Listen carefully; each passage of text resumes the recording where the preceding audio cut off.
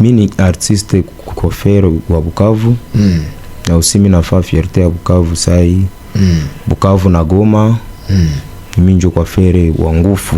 Tuseme wa ngufu parce que niko na technique ya yulu. Yenye bale bengine habana. Donc technique yangu ni ya yulu sana.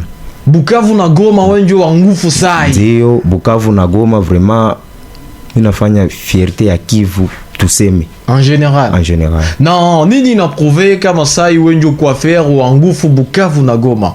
Parce que ukiangalia hata ku réseaux sociaux au ku modele zangu.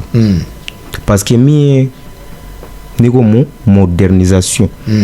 Donc coiffure zangu nazaba coiffure mbali hivi bali sikilikanaka nikabasikia nikafanya bidii na aussi mpaka leo coiffure zangu ndio zina trend kwa mtandao.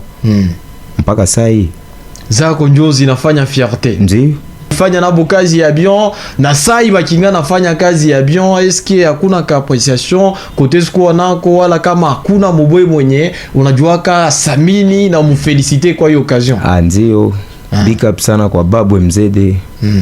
Ule ni mwalimu wangu wa mashauri sana.